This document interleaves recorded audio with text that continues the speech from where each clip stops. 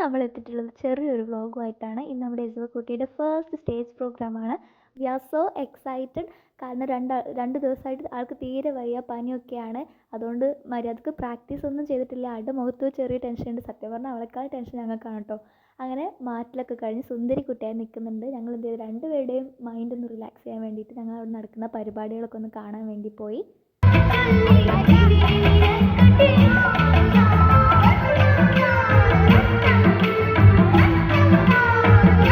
പ്രോഗ്രാമൊക്കെ കണ്ടുകൊണ്ടിരിക്കുന്ന ടൈമിലാണ് ടീച്ചർ വിളിച്ച് റിപ്പോർട്ട് ചെയ്യാൻ ടൈമായി എന്ന് പറഞ്ഞത്. സോ ഞങ്ങൾ അവളെ അവിടെ ഏൽപ്പിച്ച് ഒരു ഓൾ ദി ബെസ്റ്റും കൊടുത്തു പോകുന്നു.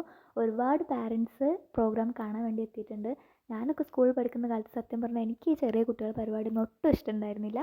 പക്ഷേ ഇപ്പോഴാണ് ഓരോ കുട്ടിയുടെ പ്രോഗ്രാം കാണാൻ അവരുടെ പാരൻസും റിലേറ്റീവ്സും എത്ര എക്സൈറ്റഡ് ആവുമെന്ന് എനിക്ക് ഇപ്പോഴാണ് കേട്ടോ മനസ്സിലാവുന്നത്.